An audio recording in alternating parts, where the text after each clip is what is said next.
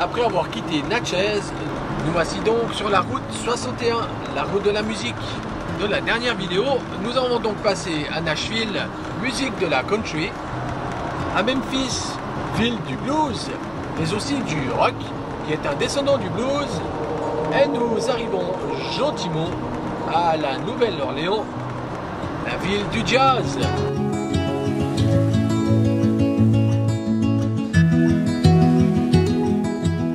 Une petite halte de la capitale de Bâton Rouge. On n'y fait que passer, mais on peut y voir derrière nous le Capitole. Qu'est-ce que c'est moche! On dirait dans un pays communiste. Pour moi, c'est un petit air d'un bâtiment à Varsovie. C'est pas faux. Un gros plomb, non pas sur mon nez, mais sur le Capitole de la Louisiane.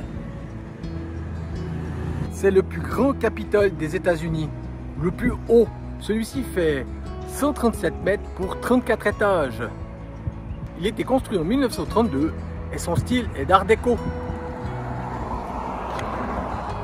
Pour la petite histoire, les 13 premières marches représentent les 13 États initiaux des États-Unis, suivis aussi d'une plateforme et par la suite des escaliers sur lesquels sont inscrits les 49 États des États-Unis continentaux. Sur la dernière ont été ajoutés les États de l'Alaska et d'Hawaï, rentrés après la construction de ce bâtiment. Et nous reviendrons bien plus tard sur l'histoire de la Louisiane, qui est passée aux mains des Espagnols, des Français, des Anglais, avant de devenir en 1812 un État des États-Unis. Dépêche-toi, rentre. Des moustiques. Et il fait grand beau. Mais pourquoi est-ce que nous sommes dedans?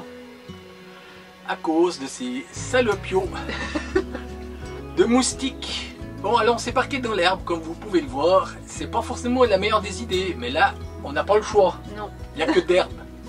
Par contre, c'est gratos. Et puis, pour des moustiques, on vous met une petite image du résultat de ce qui s'est passé hier soir. On a cru que c'était une invasion. Enfin, Ben, c'était une invasion.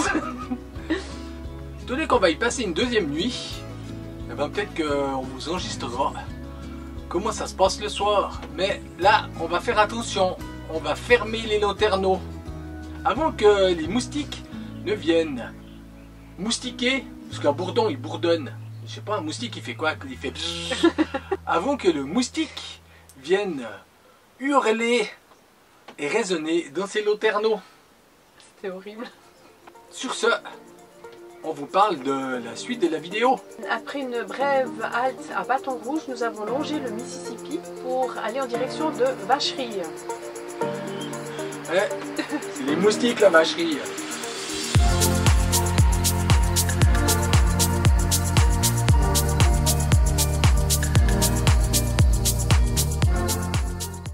Alors, bienvenue au Louisiane. C'était marqué en français sur le panneau. Welcome to Louisiana. Comme vous pouvez le voir, le paysage n'est pas terrible. Et pourtant, nous longeons le Mississippi. Il faut savoir que tu ne verras pas souvent le Mississippi, même lorsque tu le longes. Car celui-ci est entouré de ce qui s'appelle des levées.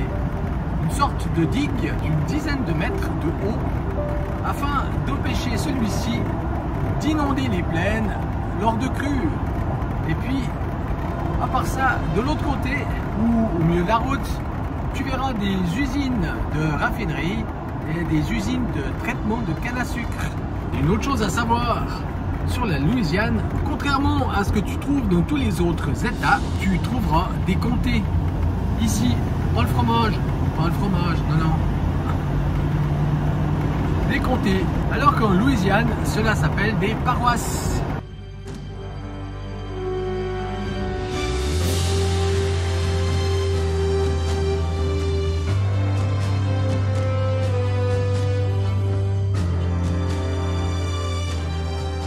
Nous avons visité quelques plantations, nous avons d'ailleurs hésité sur le nombre à visiter et lesquelles à visiter, et on a bien fait. Donc visiter deux. Pourquoi? Parce que On commencera par la Oak Alley Plantation. Son nom, il la doit tout simplement à cette allée magnifique de chênes. Et c'est la famille Jacques et Célina Roman qui construisit cette plantation dans les années 1840-1850. Nous sommes à Oak Alley Plantation. Effectivement, si tu viens en Louisiane et que tu ne vas pas visiter une plantation, je pense que tu rates quelque chose. Alors nous avons choisi celle-ci à cause de son allée de chênes, d'où son nom. Une visite guidée en anglais. Alors vous en verrez pas grand-chose parce que bien sûr, à l'intérieur, tu n'as pas le droit de filmer ni faire de photos.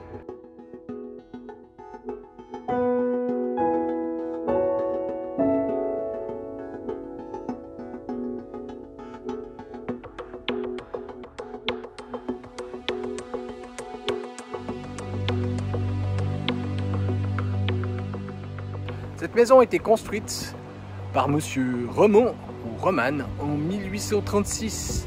Enfin construite, il l'a financée. Vous savez bien qu'elle a été construite brique par des esclaves. La famille Remond était propriétaire de milliers et de milliers d'acres de canne à sucre. La canne à sucre s'appelait à l'époque l'or blanc. Et par la suite, on pourra également aller visiter les lieux où vivaient les esclaves. Mais cette partie-là est non guidée. À croire qu'on ne veut pas trop en parler.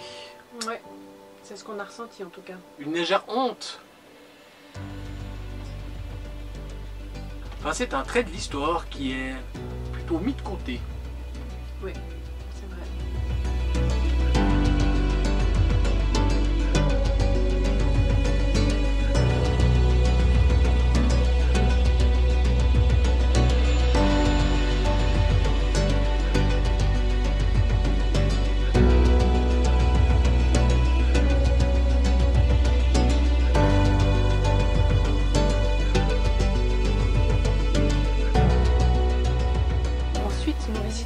Laura Plantation, une plantation typique créole. Oui, créole. Parce que la différence avec la précédente, c'est que celle-ci, elle est créole. Et ça se voit notamment dans les couleurs de la maison. Parce que les autres étaient blanches, alors que celles-ci sont colorées. Alors le guide en français, dans un français créole, nous a expliqué qu'en fait cette plantation était de couleur blanche et en faisant les réfections, ils ont un peu gratté, ils ont retrouvé les couleurs d'origine et ils l'ont rénové dans les couleurs d'origine. Et puis Carole, quand elle vous parle du guide, qui vous parle en français, avec son accent créole, celui-ci nous a bien dit, tout au début de la visite, que finalement c'est pas lui qui avait un accent, c'était nous, parce qu'on était chez lui. Voilà. Et il nous a aussi dit que nous ne venions pas dans cette plantation pour voir les couteaux et les fourchettes. Ça nous a bien fait rire, parce que c'est exactement ce qu'on avait vu dans la première plantation. C'est ça. Mais que là, il allait plutôt nous narrer l'histoire de la famille qui a été retracée grâce aux mémoires de Laura, qui est l'arrière-petite-fille de Guillaume Duparc, qui construisit cette maison, ouh là là, au XVIIIe siècle. Et Laura, elle vécut entre 1861 et 1963, soit 102 ans. Elle écrivit ses mémoires en 1936 à Saint-Louis, là où résidait son mari. Et on vous retrouve. Désolé, on a un petit problème de caméra. Ça chauffe. Ça chauffe. Donc on disait qu'il était important pour nous de visiter deux styles de plantations différentes. L'une a un style plutôt américain, comme on a bien voulu nous l'expliquer. C'est Oak Alley Plantation de couleur blanche. Et puis l'autre de style créole. Mais surtout, l'une était plus axée sur les soucis relationnels qu'il y avait entre les maîtres, les propriétaires de la maison et les esclaves. Et l'autre plantation était plutôt axée sur la vie dans la maison. Cette relation entre maître et esclave avec... on vous laisse imaginer tout ce qui pouvait se passer en sachant que les maîtres étaient propriétaires de choses. parce que les esclaves étaient considérés comme des choses. Et ils étaient considérés comme des choses lors de la mort du maître, parce qu'ils figuraient dans l'inventaire comme les cuillères et les assiettes. Mais ils étaient également traités comme des choses dans les relations avec ceux-ci. On pourrait croire que la vie des esclaves qui étaient au champ était la plus difficile. Ben, c'est pas forcément le cas, parce que les relations avec les gens, nous on va dire ça des gens, ou les esclaves qui travaillaient dans la maison, ben, les relations étaient beaucoup plus proches. Et il se passait des choses moches. Moche, très moche. Après ces 2 visites, on était confortés dans notre choix, malgré leur coût. Parce qu'il faut quand même dire que chacune d'elles coûte 30 $ par personne. Mais ça en valait franchement la peine. Et puis, si on devait faire un choix, eh ben on vous dirait de faire le même que le nôtre. C'est-à-dire commencer par Oak Alley Plantation et ensuite par Laura. Et puis, si vous voulez en apprendre plus, eh ben allez-y. Parce qu'il y a plein de choses à raconter. Oui. Après, ah ben on a continué notre descente du Mississippi. Enfin, pas sur le fleuve, juste à côté. Que l'on ne voit pas à cause des levées. C'est ça.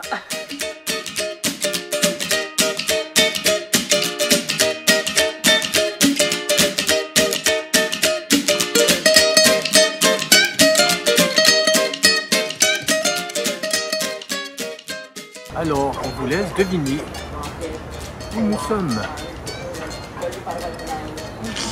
Hein?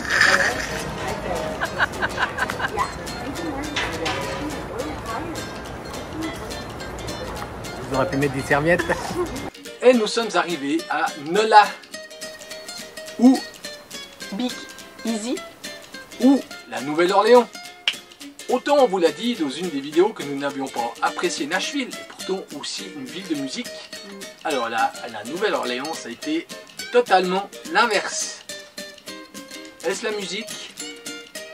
Peut-être, parce qu'on apprécie nettement plus le jazz que la country.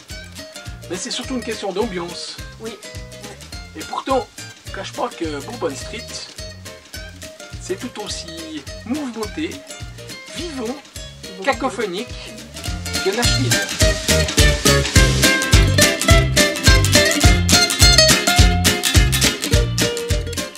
Mais totalement différent. Ah, l'ambiance est totalement différente. Ouais. D'ailleurs, on va vous mettre plusieurs extraits de musique. Bon, pour ceux qui n'aiment pas, vous pourrez avancer et passer à autre chose. Mais on ne pouvait pas s'empêcher que de vous mettre des moments musicaux que nous avons vécus dans cette ville.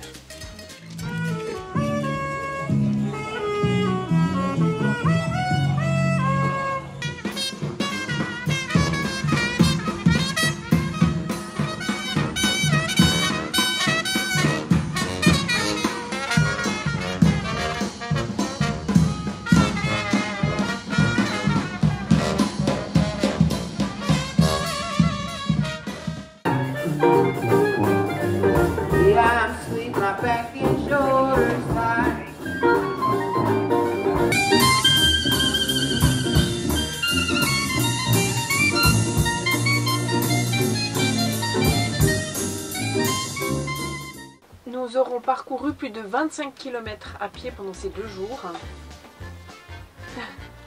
C'est pire que de faire de la randonnée, hein? Oui, surtout dans le Vieux Carré, mais pas que.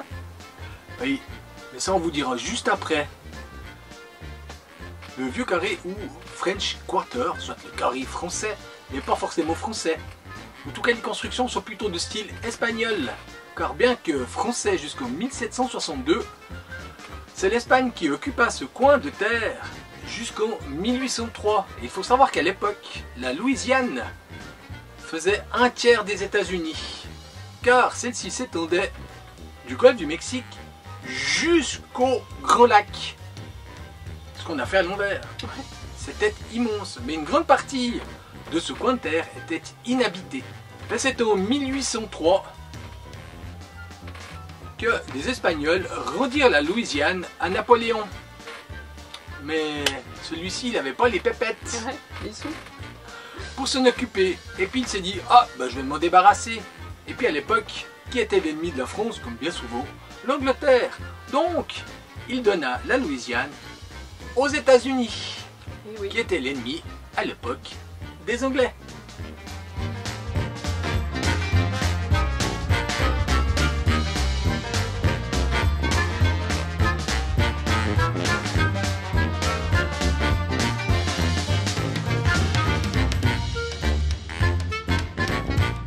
On a remarqué aussi une différence d'ambiance entre le jour.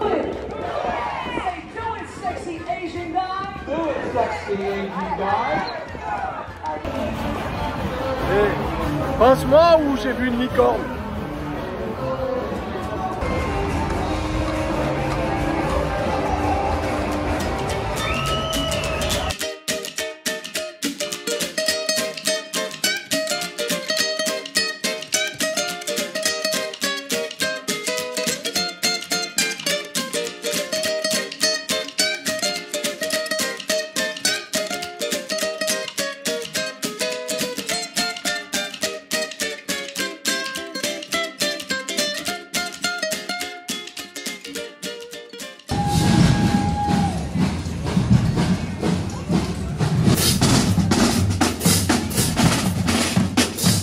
La nuit, c'est le cas de le dire.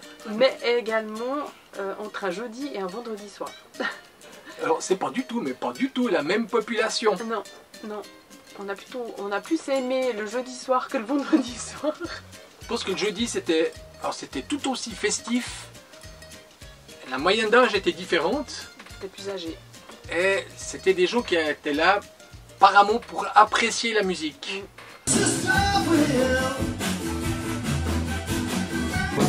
Hey y'all, let's all sing it. Kiss my, come on, show your love. Now I want you to take that hand, I want you to bring it down. You know I love you. No more crying. Ooh, baby.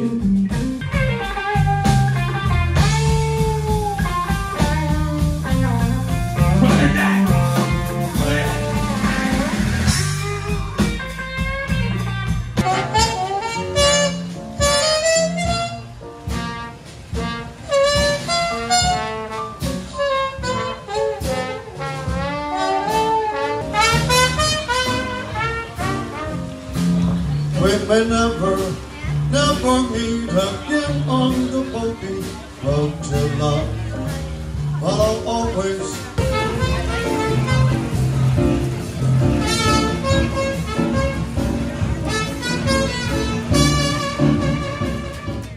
Alors que le vendredi, c'était plutôt pour apprécier l'alcool.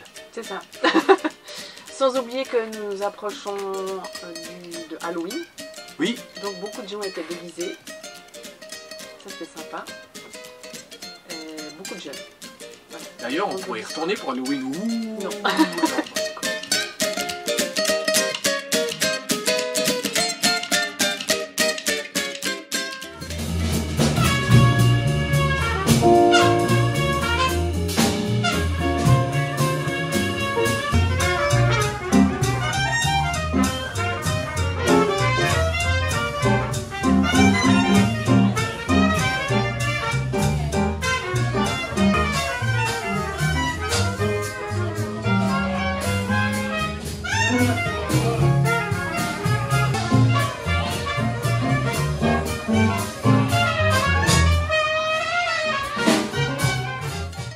Donc on vous disait tout à l'heure, il ne faut surtout pas se cantonner au quartier français. Mais aussi emprunter le streetcar. C'est le tram. Le vieux tram. D'ailleurs, il est étonnant de voir aux États-Unis encore un tram pareil. Alors, on a déjà eu la chance d'aller au San Francisco et de prendre le cable car. Et ben, c'est à peu près le même style. Et puis, c'est pas que les touristes qui empruntent cette ligne, parce que cette ligne qui va jusqu'au Garden District et même plus loin est empruntée par les locaux. Et le Garden District, c'était vachement sympa. C'est là où on voit la différence entre les maisons du vieux Paris français et le côté américain. Et puis on peut aussi aller dans le quartier de Marigny, à la Frenchman Street, écouter du jazz. Et là, c'est aussi différent.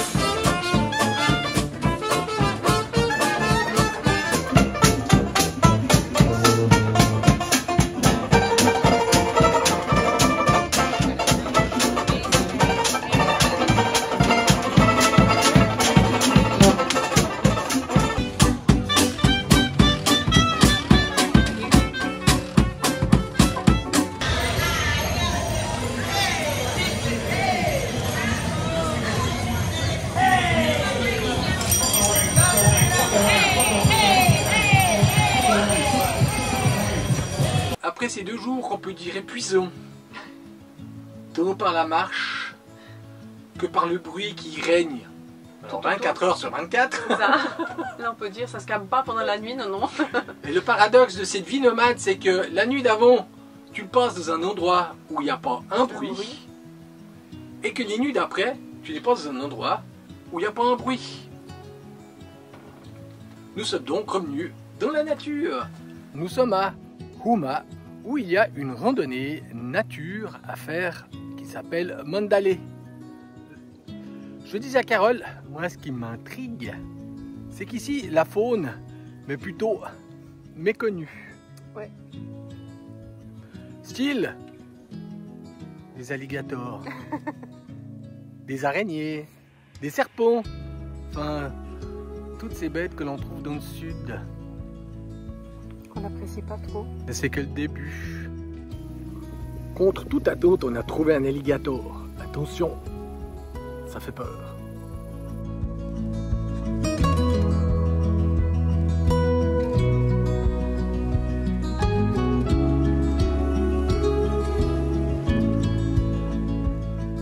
Et puis, on continue à traverser ou longer la Louisiane, direction Yeehaw! Le Texas. C'est la fin. C'est la fin. On vous dit... on vous dit le pouce. La cloche. Abonnez-vous. Aimez-nous. Nous, on vous aime. Et on vous dit au revoir. Mais la caméra, elle est trop loin. Donc c'est nous qui bougerons. Au revoir. Yeehaw! Non, c'est pas ça. Yes. Call you mine.